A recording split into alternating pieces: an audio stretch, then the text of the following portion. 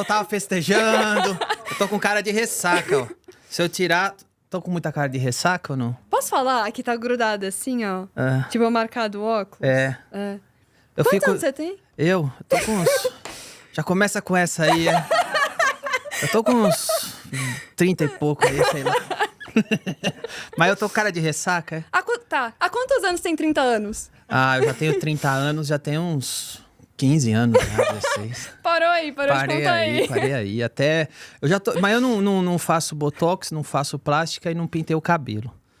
Eu tô com cabelo... Eu fiquei curiosa pra ver seu cabelo agora. Pode ver, eu já tô com cabelo branco. Ah, eu não vou pintar não, dá muito trabalho. Sabe o que é, não é? Dá muito trabalho. Ter que ir retocar cabelo, aí vai tomar botox. Eu vou ficar velho mesmo. As pessoas vão ver, vão falar, o Danilo tá velho. Vão falar, eu tô velho. Aqui, ó.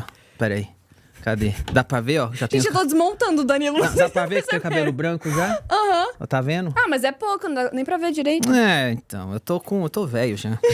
Eu vou ficar velho, vou fazer o quê? Ninguém ganha da natureza. Ninguém ganha da natureza. Ninguém vai ganhar da natureza, não adianta. Me fala uma coisa, a sua primeira experiência foi como cartunista? Você teve alguns outros trabalhos antes, né? Ih, eu já trabalhei de tudo que você pensar. Eu já trabalhei em gráfica de bairro.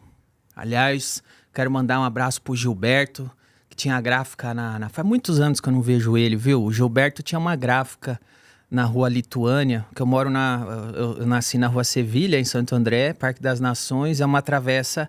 Aqui tem uma vielinha que é... O Cabrini foi lá, se vocês quiserem, tiver curioso, vocês vão ver. É uma travessinha, uma vielinha, aí você tem a Rua Lituânia e você tem a Rua Bolívia. Eu morava numa vielinha entre as duas e tinha uma gráfica na Rua Lituânia, do Gilberto, e eu nunca vou esquecer. Eu trabalhava lá quando meu pai morreu, quando minha irmã morreu. E o Gilberto foi um dos caras mais legais, porque ele foi muito generoso com uma dívida que a gente tinha lá, perdoou. Eu nunca esqueço quem ajuda, né? E quero mandar um abraço pro Gilberto aí. Um abraço, Gilberto. Então, já trabalhei em gráfica, já trabalhei em shopping center, em estoque de shopping center. Foi funcionário público. Fui funcionário público. Essa aí você odiava, pelo que eu ouvi dizer. Odiava. Eu fui funcionário... Mas sabe o que eu odiava, o funcionarismo público? Eu prestei concurso e passei, né? Uhum. Aí me mandaram pro setor de lixo. Olharam pra minha cara e falou, lixo. É pra lá que ele vai. É verdade. Eu trabalhava no setor de lixo de Santo André. Na época era o Semasa. Aí me mandaram pro setor de aterro sanitário. Eu trabalhava no aterro sanitário de Santo André. Depois me mudaram pro setor de varrição. O pessoal que varria a rua. Eu cheguei aí a ajudar o pessoal que varria a rua em época de enchente, que ficava lá na área central de Santo André. Então eu cheguei em época de enchente, pegar a vassoura e ajudar o pessoal na rua. Porque quando eu tô num lugar e eu vejo o trabalho, ele tem que ser feito. E foi uma das coisas que eu odiei no funcionarismo público. Porque eu via que chegava ordens de serviço, tipo, cachorro foi atropelado em tal lugar, entulho em tal lugar. E aí muita gente falava, mas agora já deu meu expediente, só amanhã. E aí eu ficava assim, mas peraí, mas tem um trabalho, tem gente pagando imposto que tá com problema agora, e me dá o carro que eu vou lá resolver. Isso aí eu era moleque, foi logo depois que meu pai e minha irmã morreu que eu passei no concurso. Eu devia ter uns 18, 19 anos, e eu tentava ser proativo, mas isso era um problema lá. Por quê? Porque você tem que seguir um sisteminha que... Tem que fazer assim, assim, assim, pronto, acabou. Entendi. E nisso as coisas... A proatividade não é recompensada no funcionalismo público, e a hora que vê... Você começa a ficar, pelo menos na minha época, né? Não sei, não tô dizendo que hoje é assim, tô dizendo na minha época. Eu via que dava para ser mais eficiente, mas você já tem o sistema acontecendo, isso me deixava louco, porque eu gosto de trabalhar. Eu vejo o problema, eu quero resolver. Quando eu tô de folga em casa, agora fim de ano, Natal, Ano Novo, fecha tudo, eu fico maluco. Porque não tem trabalho, não tem coisa para fazer.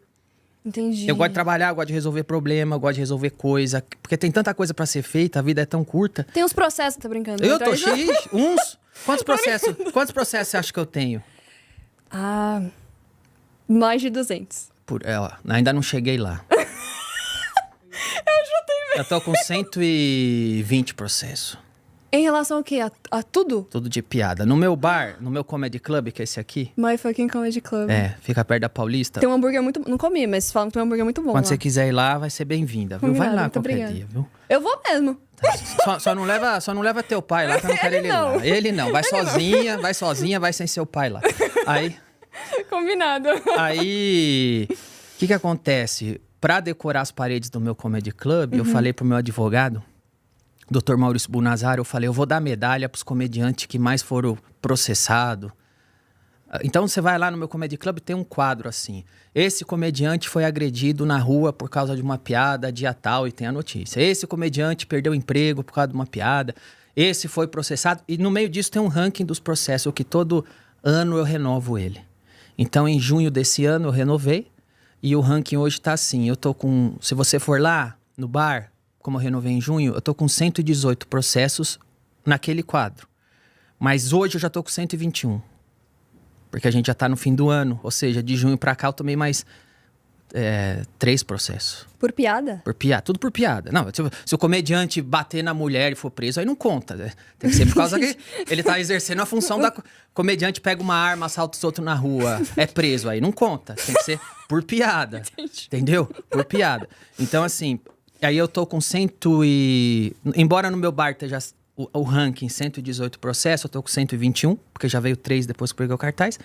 Quando eu renovei o quadro em junho, o Léo Lins estava com 70. Eu acho que ele já tá com bem mais também.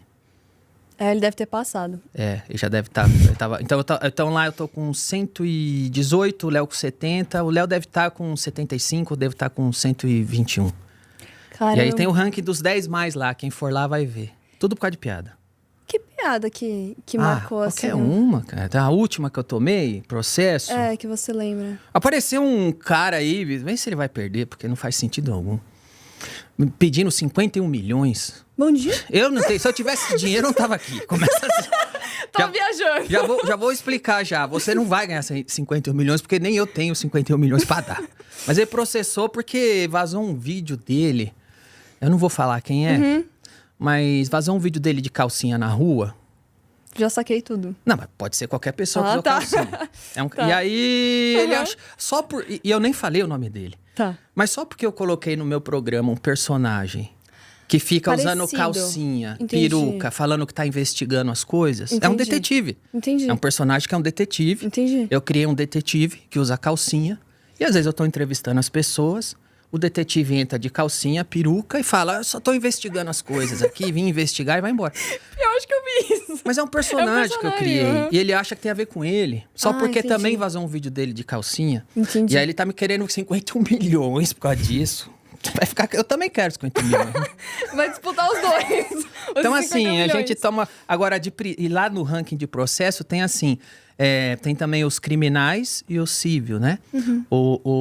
Eu... Durante 3 anos, desde que eu pus o quadro lá, eu era o líder do processo criminal. O Léo Lins me passou agora esse ano em criminal. O Léo Lins... eu tenho 2 condenações à prisão. O Léo tem uma já. Mas a dele é maior que a sua? A pena eu acho que eu fui condenado à prisão em primeira instância a quase 4 anos de prisão. O Léo acho que foi condenado a 8 agora, em primeira instância. Caramba. Tudo por humor. Tudo por causa de piada, show e tal. Caramba. Então, assim, quem for no meu comedy vai poder ver lá tudo que tá acontecendo. E eu ponho lá o cancelado do mês. Quem é do mês?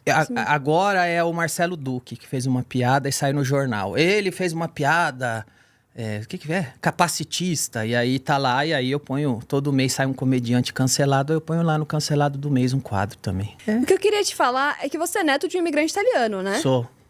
E ele era pintor. Meu avô era pintor de igreja. Caramba. E ele veio pra Santo André especificamente ou não? Não, a história do meu avô é o seguinte. Meu avô fugiu... Na verdade, os 2 lados da família, eu sou de imigrante italiano, né? Por parte de mãe, a mãe da minha mãe, ou seja, o bisavô da minha mãe veio da Itália. Eu acho que veio naquela primeira leva, que é aquela novela Terra Nostra conta. Aquela primeira leva que veio um monte de italiano trabalhar na agricultura aqui. E o meu avô veio naquela segunda leva de italiano, que foi durante a Segunda Guerra Mundial.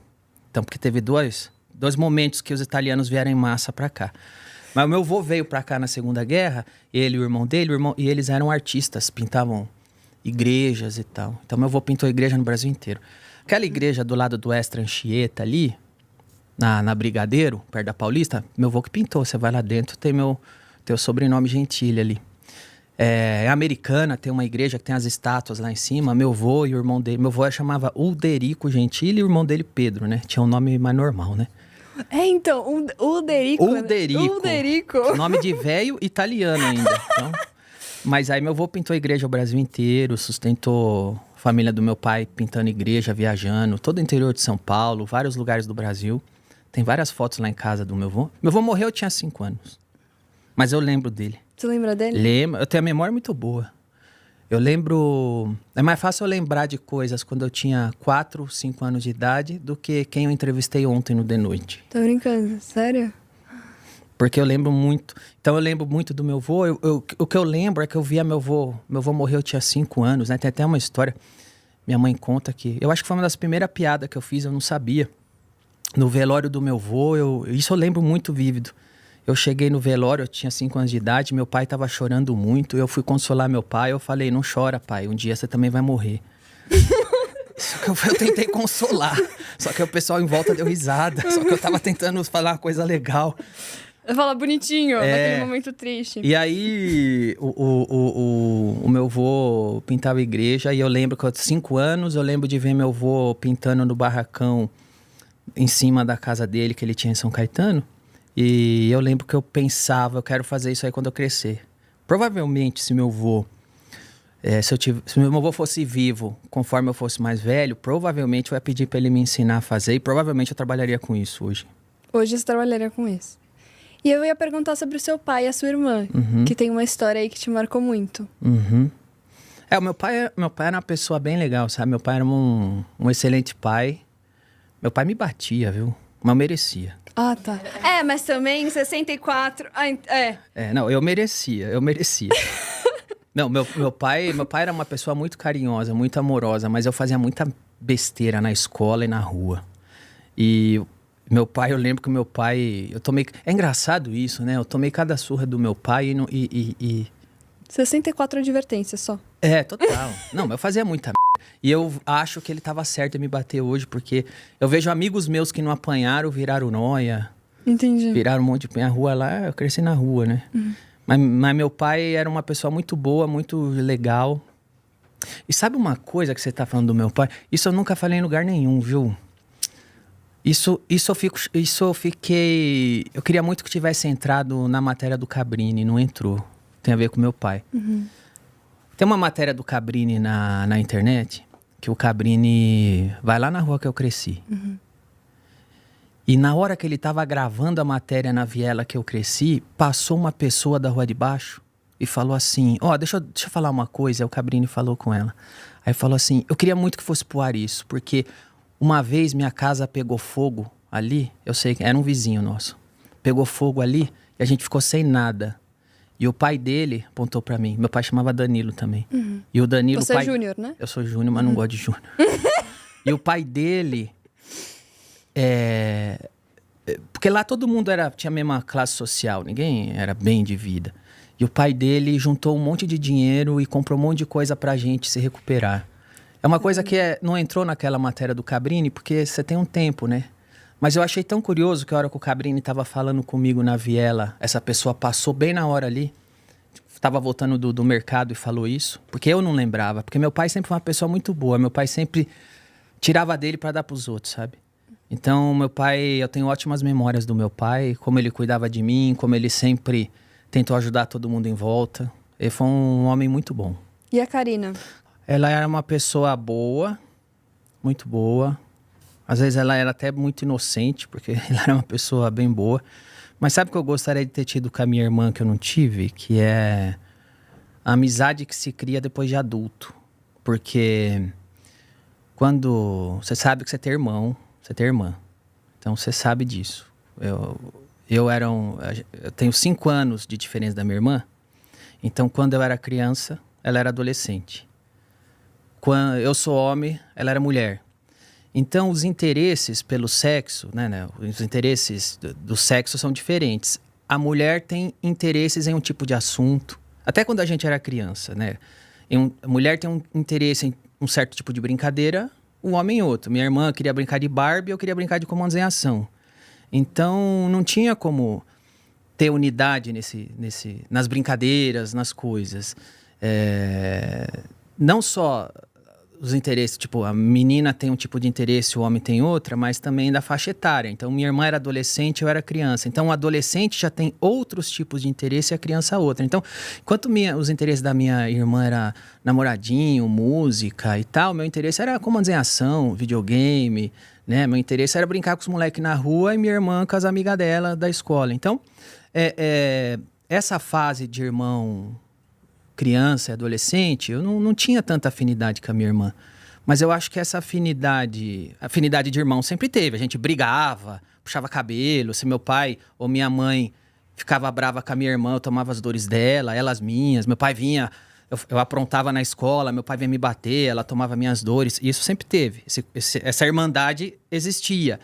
Mas a afinidade não foi completa, porque eu acho que a afinidade entre irmãos só é completada depois de adulto, porque depois de adulto você entende melhor as coisas, que ela é sua irmã ou ele é seu irmão, vocês viveram uma história juntos, depois que você passa da infância à adolescência, chega na fase adulta, e os dois chegam no mesmo nível e existe o companheirismo, amadurece. Então, eu gostaria de ter tido minha irmã adulta, agora que eu sou adulto, para ter esse companheirismo com ela que eu não tive, porque a gente não chegou nessa fase.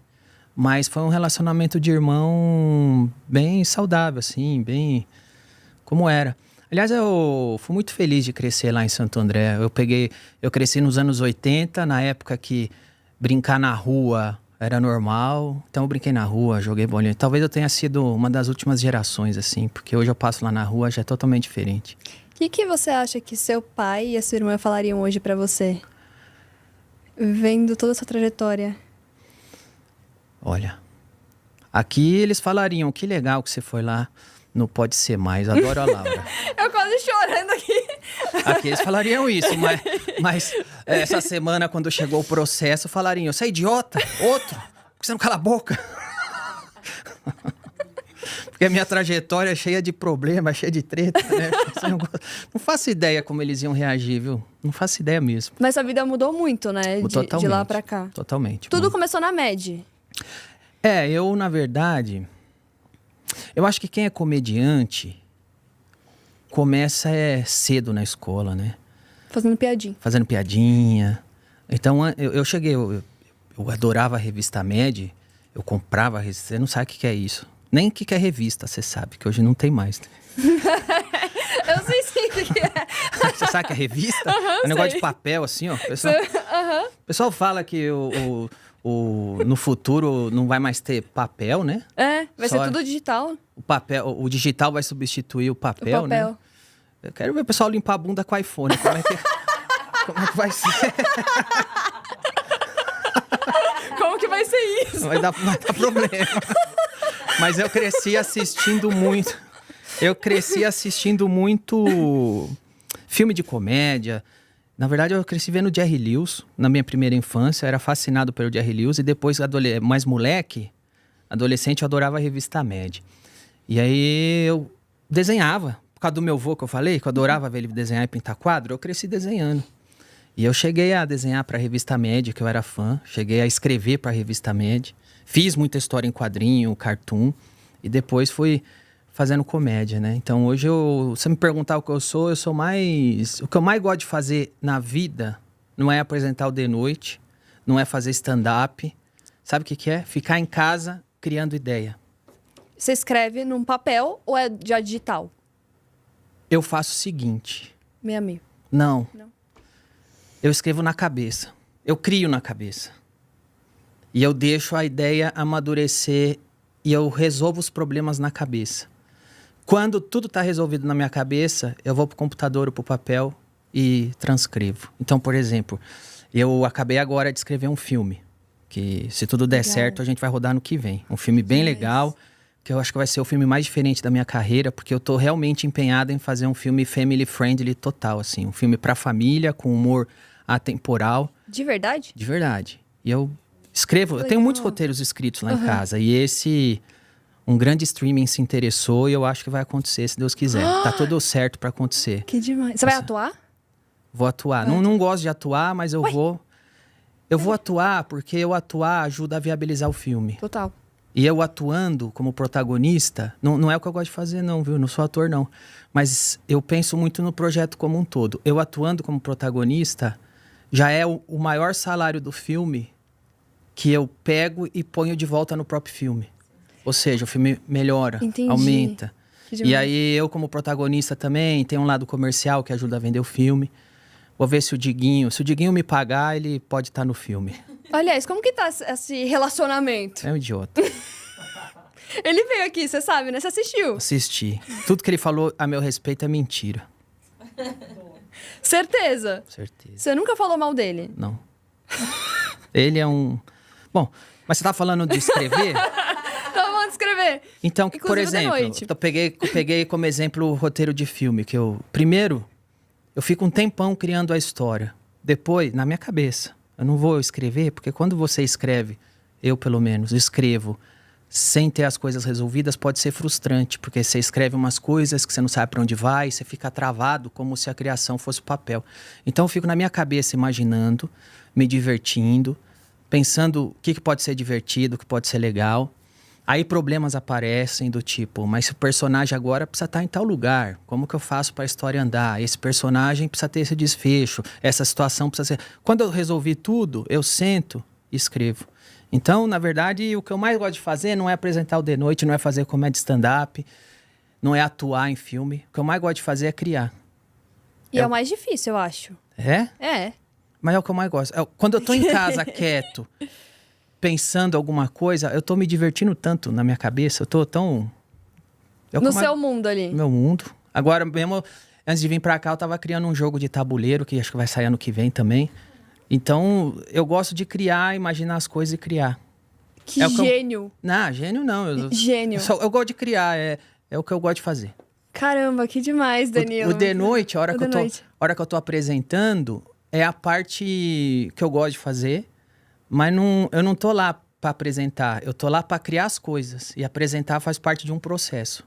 Caramba. O que eu mais gosto é imaginar o quadro, imaginar a piada, imaginar se isso vai ser legal. É isso que eu gosto de fazer. Você vai se aposentar, né? Ah, não vejo a hora.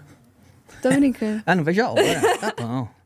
Porque se eu quero me aposentar cedo, porque aposentado cedo, eu tenho mais tempo pra criar mais coisa. Porque pra mim é um hobby, eu me divirto. Criando. Criando coisa, criando roteiro, criando história em quadrinho, criando jogo, criando projetos. Eu adoro fazer isso, é o que eu mais gosto de fazer. É o que mais me realizo. E o Da Noite é uma realização pra você? É, sem dúvida. Tem alguns níveis de realização ali, né? Primeiro de tudo é poder fazer um talk show como eu imaginava, né? Tudo que eu fiz na vida, Laura, eu fiz como espectador, não como apresentador. Então, quando eu estava no CQC, eu falava assim, como espectador, o que eu gostaria de ouvir esse político respondendo? Aí eu ia lá e perguntava. Eu nunca pensei assim, como repórter, o que eu devo perguntar para ele? Eu pensava, eu sou um cara que cresceu vendo TV, que cresceu puto com esses políticos aí. Se eu tivesse vendo TV, eu queria ver esse político responder isso. Aí eu ia lá e perguntava. Aí quando eu via, tinha o Jô Soares no talk show, mas eu achava que ele tinha só o talk, ele não tinha o show. Porque ele só falava e tinha uma banda. Ele falava e tinha uma banda. Eu sempre achei que faltou o show do talk show.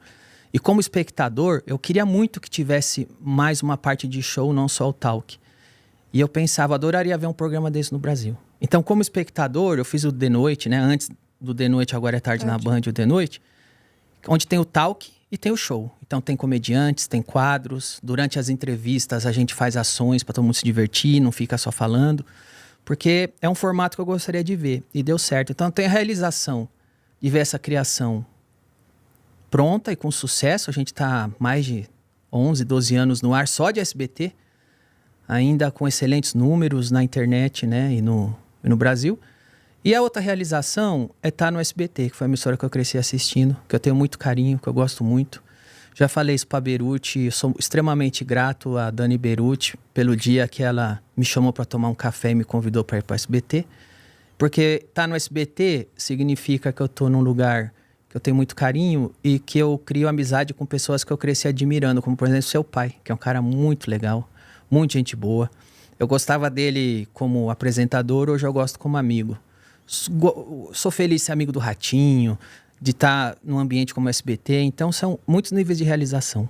Eu ia falar da Juliana, posso falar Pode. dela? Não, a minha dúvida é, tipo, se vocês se falam ou não. Ou, tipo, zero contato depois de tudo que aconteceu. Não, na verdade, de um tempo até o dia que aconteceu isso tudo, a Juliana foi se afastando de todo mundo, não só de mim, de todo mundo. Então a gente não entende direito o que aconteceu. A gente não mudou em momento algum o jeito que tratava ela, mas em determinado momento a Juliana começou a não querer mais fazer coisas que todo mundo julgava ser normal da função e do papel dela no programa, né? Como, por exemplo, eu já vi ela reclamando que não queria servir bebida pro convidado.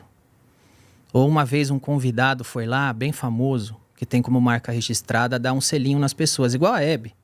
Você dá um selinho, seu pai já deu um monte de selinho na Hebe, e esse convidado dava selinho. Um dia ele falou, adoro a Juliana, vem me dar um selinho, e ela não quis, e depois...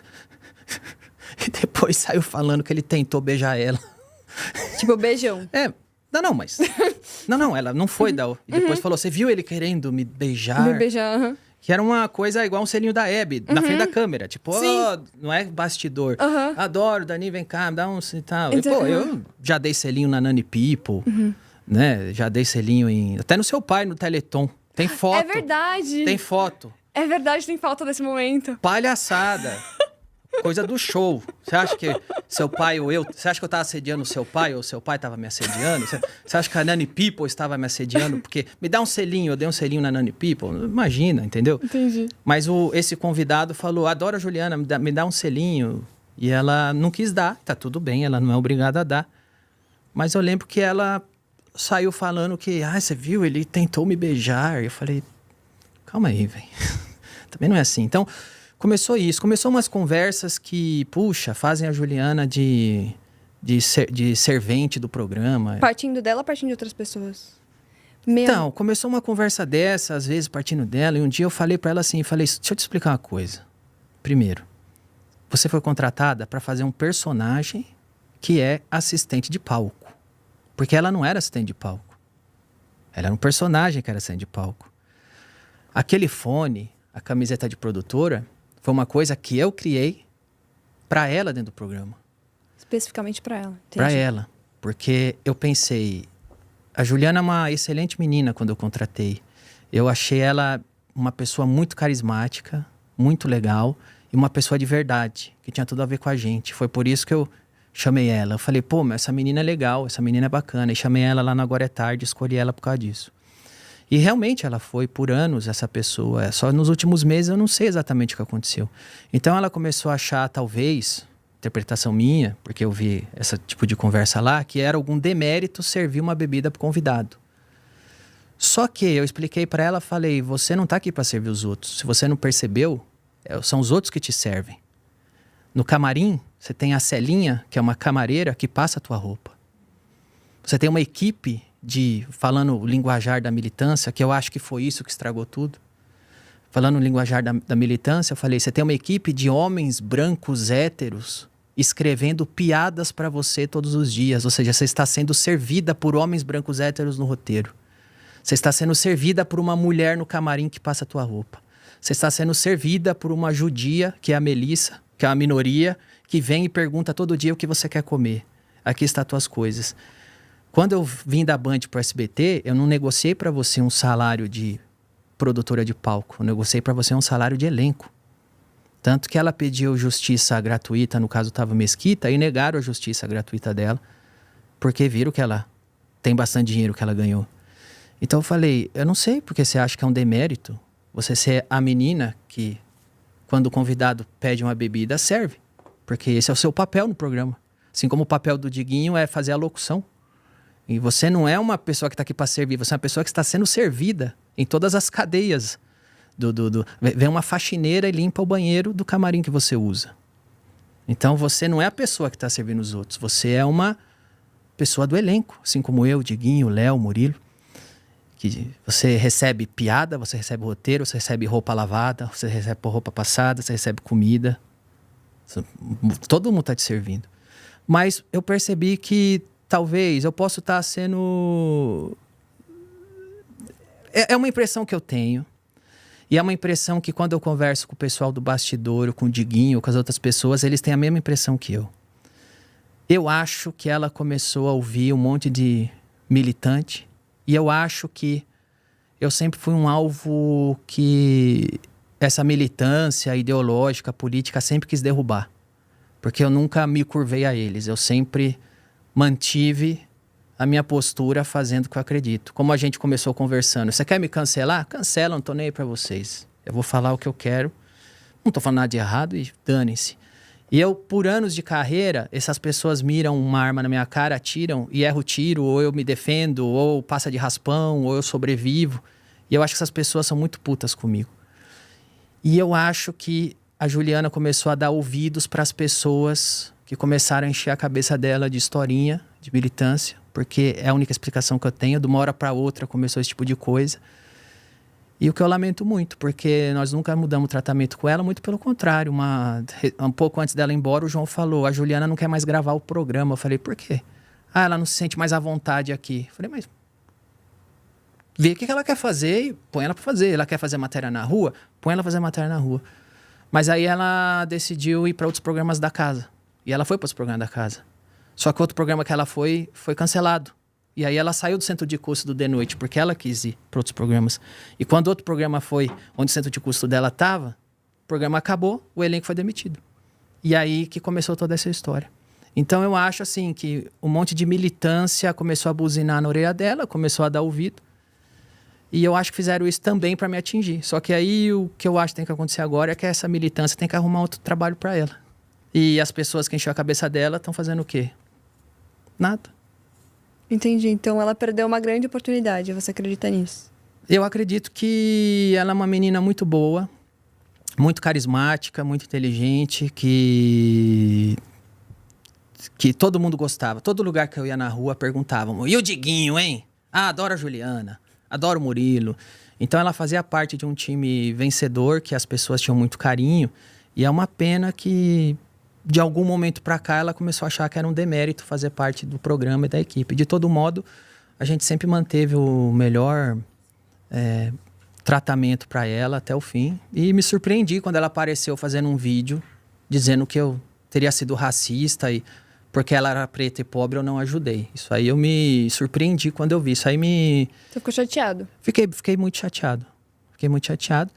E aí por isso que eu postei a conversa. Aquela conversa eu gravei, o pessoal fala, você gravou a conversa? Sim, eu gravei. Porque como ela estava falando de um crime, que ela pensou que teria... Ela acha que teria passado por um crime de racismo, em nenhum momento... De racismo não, de assédio, de cunho sexual, é a alegação dela. Era uma coisa que eu achei que eu tinha que gravar e deixar guardado. Porque eu não sei se um dia isso vai para tribunal, se um dia ela vai precisar desse negócio para defesa, se... Eu não sei o desdobramento disso, mas tem uma pessoa falando de um crime, foi por isso que eu gravei. E eu nunca postaria se ela não tivesse me acusado de uma coisa que, como é tão claro no áudio, eu não fiz. E ficou muito claro para todo mundo. E por isso foi uma pena. Por isso eu acho, às vezes, que tem muita gente tentando usar ela para derrubar um negócio. E ela talvez não teria se dado conta. Você acha que o humor ainda tem o poder de criticar sem ofender? Olha, o humor... Eu acho que o humor ele tem que ter o poder de divertir.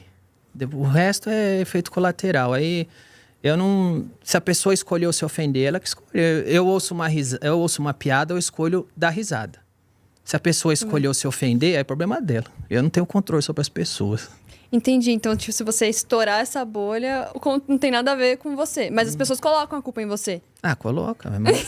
Mas geralmente quem coloca a culpa em comediante são pessoas que jamais pagariam para ver um ingresso do show de comédia. É gente que não estava no show, que não paga para ver o comediante, que não segue o comediante. Aí ficam pescando coisa que o comediante disse. Corta, tira de contexto. Tira de contexto, ou finge que não está entendendo que é um comediante fazendo piada. Porque o público mesmo, quando você... A melhor maneira de você saber se foi ofensivo ou não é ouvir a reação do público. Se aquele público que pagou para ver o comediante no bar ou no teatro riu, é porque você tem 1000 testemunhas ao vivo endossando que foi uma piada. Se você tem 1000 pessoas num teatro, ninguém saiu e chamou a polícia, Ninguém levantou e disse que se ofendeu. Já aconteceu? Não. Não? Não, porque a pessoa que paga pra ver um show de comédia, ela quer rir. Ela não paga porque ela quer se ofender. Ela paga porque ela quer rir. E são para essas pessoas que eu estou trabalhando. Para essa pessoa que o Léo Lins está trabalhando, que o Murilo está trabalhando, que a gente, como comediante, está trabalhando. Mas, geralmente, quem arruma confusão são pessoas que não pagaram para ver o show, que não seguem o comediante, que não gostam de piada. Elas vão lá e... Ah, me ofendi com isso. Pô, então não assiste. Só não assiste. Pronto. Perfeito. Um ping-pong rápido. Ah. A entrevista mais marcante que você já fez? Puxa, essa é difícil, hein? A gente faz entrevista todo dia, de todo jeito. Mas o que eu gosto mesmo é quando eu tô me divertindo com o pessoal do Roda Solta. É muito bom. Eu adoro quando o pessoal é normalzão, simplão, doidão. Adoro os doidos. Você escreve também? Não, que lá... Não, imagina. Aquilo não tem a menor Que lá não tem condição. condição nenhuma. Primeiro que eu não sei nem se eles sabem ler. Segundo que é impossível você roteirizar as coisas que são ditas lá no Roda Solta. Então, assim, eu me sinto... E isso é preocupante, porque quando eu tô no meio daqueles malucos, eu me sinto completamente à vontade. Eu me sinto em casa. Isso é preocupante pra mim. É confortável. Eu me sinto no meio dos meus. Isso é preocupante. Quem seria o convidado dos sonhos pra entrevistar? Ah, isso é difícil. É tão difícil porque... eu já entrevistei meio que todo mundo, quase que... Já zerou, já, né? O convidado dos sonhos pra mim é um convidado que senta e eu me divirto. E fale, né, de preferência, porque Sim. gente que não fala, ninguém não merece. Fala, não vai pra frente. Mas um convidado que senta e eu me divirto com ele, puta, esse é o convidado dos sonhos. É o melhor, É quando eu tô dando risada. Quando eu tô lá dando risada, eu falo, esse é o convidado dos sonhos. Uma pergunta que você sempre quis fazer, mas nunca teve coragem. Não, eu acho que eu quis... Já fez tudo. que eu quis perguntar, eu perguntei até agora. Já teve alguma resposta que te deixou sem reação? Não. Caramba. Não, porque na comédia, quando você fica sem reação, isso também é uma reação. Porque você ficar sem reação, você puxa pra comédia. E você valoriza isso. E isso funciona. Então, até não ter reação na comédia é uma boa reação. E o que você faz pra uma entrevista ser inesquecível? Qual que é o seu diferencial, assim? O que eu entendo é que é o meu trabalho fazer a entrevista dar certo, não do entrevistado. Então, a gente se mune de recursos. A gente tem um roteiro, a gente tem pauta, a gente tem o meu improviso, a gente tem o Diguinho, a gente tem várias coisas, a gente tem... eu o tempo todo tentando arrancar um riso, uma pergunta. Então, eu acho que é eu entender que é o meu trabalho fazer a entrevista funcionar, é o que faz dar certo. E qual seria o título perfeito da sua própria entrevista? A gente pode usar isso depois. Da minha própria entrevista? Puxa vida, hein? É tão difícil falar. Qual que você acha, hein? De tudo que a gente conversou. Nossa, é difícil. É difícil. Muito difícil. Pode ser... Veio de ressaca... Pode colocar? Pode. Veio de ressaca, ninguém sabe onde ele esteve. Nem a Laura sabe, Ninguém sabe. E o que você faz que ninguém vê, assim? Uma coisa que você faz que ninguém vê. Engraçado, nada que... Minha vida é tão chata, pessoalmente. É parada? Eu fico em casa, vejo filme, como pizza, fumo charuto, vejo filme, vejo os mesmos filmes sempre. Quais são? Eu sempre tô vendo filmes que eu já vi e gosto. Agora eu tô vendo Indiana Jones sem parar, todos. Um atrás do outro. Aí acaba, eu vejo de novo, que é um dos meus filmes preferidos. Porque eu fico vendo, fico analisando a câmera, fico analisando o plano, o diálogo. Eu gosto muito disso. Então eu vejo o filme várias vezes, porque pra mim eu mantenho essas coisas assim. Então minha vida é chata, na verdade. Eu não sou um cara... Gosta de ler? Gosto de ler. Mas eu já li mais, viu? Eu já não tenho lido tanto, não. Baladeiro? Nunca sou, foi? Não sou. Nunca foi? Nem jovem, nem Nunca. depois? Muito barulho, muita gente. É um lugar que você vai, você quer conversar, você tem que ficar gritando. Quê? Aí você conhece um monte de gente que você não sabe quem é. Você não sabe se as mulheres têm doença. Não sabe se os homens estão bêbados, se é traficante, se é um cara da balada. É barulho na cabeça. Eu não quero saber disso aí. É verdade, você já fez um comedy club nos Estados Unidos? É verdade, tentei. Essa pessoa que me falou isso foi meu pai. Tentei. Seu pai é fofoqueiro. Eu não sabia dessa informação. Seu pai é fofoqueiro, hein? Seu pai é fofoqueiro. O que acontece? Hoje eu tenho esse comedy club. My fucking comedy club. Entra lá. @myfcomedy club. Não pode colocar o palavrão. É F. Mas eu posso, mas eu achei que o F, o Instagram distribui mais. Faz sentido. MyF Comedy Club. Entra lá no Instagram, segue a gente, que é muito importante aí. Mas aí eu tive o Comedians também, que foi na Augusta. Você foi sócio do Comedians? Fui sócio, aí fechou na pandemia. Aí durante a pandemia, eu fiquei procurando imóvel quietinho, achei um legal. Peguei num bom preço, que era pandemia. E montei lá o Comedy Club. E sem sócio dessa vez. E tá dando certo até o momento, tá bem legal. Qual que é o problema de sócio? Eu tô brincando. Sócio e casamento. Você tem que escolher bem quem você vai fazer. É verdade. Mas você também não faz nada sozinho. Mas o Comedy Club, como ele é pequenininho, é intimista, tem funcionado bem. Mas tentei abrir um nos Estados Unidos e deu um rolo. Foi eu e o Diogo Portugal tentamos abrir. E um brasileiro, que eu era até padrinho de casamento do cara. Tá brincando. A gente confiou nele, foi pra lá... Gastou dinheiro, ninguém se aguentava, terminou em processo, a gente ganhou. E tá aí. Deu errado, então? Deu errado. Me contaram que rolou uma coisa assim. Deu errado, mas era um momento que não dá pra repetir, porque o momento que eu e o Diogo Portugal tentamos abrir foi antes do momento ali do dólar, da economia dar uma descambada. Então a gente mandou dinheiro pra lá, o dólar tava menos de R$3. Ia montar as coisas num lugar que é a International Drive, que agora tá muito caro as coisas lá, na época não era. E talvez teria dado certo, mas não chegamos a iniciar e o dinheiro sumiu e terminou o processo. Você já pensou em desistir? De quê? Da sua profissão, da sua carreira, em algum momento? Pelos cancelamentos, sei lá. É que você não liga muito pros outros. Eu já pensei em desistir de tudo que eu faço. Que? Mas não é por causa de cancelamento, não. Isso eu tô um pouco me lixando, mas é que às vezes cansa. Então, por exemplo, eu já pensei, eu não vou mais... O que eu mais quero fazer é escrever filme, escrever história. Eu não vou mais fazer isso. Dani, isso é muito difícil, as portas não estão abertas pra mim. Eu não tenho mais nada pra provar pra ninguém, eu não vou ficar implorando, quer ver meu roteiro, dane-se. Mas é impulsivo, a hora que eu vejo, eu tô com aquela ideia que não saiu da cabeça, e aquela ideia começa a crescer, e aquela ideia começa a me incomodar, e eu preciso parar, eu preciso me desenvolver, porque eu odeio ficar com coisa inacabada. Odeio. Então eu paro, termino, passo pro roteiro, escrevo, a hora que eu vejo eu tenho um roteiro, as pessoas lêem, gostam, eu vejo que as pessoas gostam, eu fico animado, aí eu faço o projeto, aí eu vou atrás, começo tudo de novo. Então é impulsivo. Por mais que eu não virei comediante, não foi uma escolha, foi impulsivamente, eu fui... Persistência. Eu fui sendo jogado pra isso. Qual o seu maior sonho? Pra encerrar. Meu maior sonho? Meu maior sonho é viver fazendo filme. Viver fazendo filme. E não apresentando nem nada. Apresentando eu já cumpri esse sonho, mas eu acho que dá pra fazer as duas coisas. Eu posso manter apresentando e desenvolver as outras coisas. Eu vou lá no seu Comedy Club. Vai lá, eu já entrevistei a Laura já, agora ela que tá me entrevistando. É verdade, muito obrigada, de Nada, verdade. vai no meu, mas não leva seu pai no Comedy Club não. Viu? Tá bom, combinado. Vai só você, leva os namorados. Combinado. Leva os namorados. As amigas, vai lá. O que vocês acharam?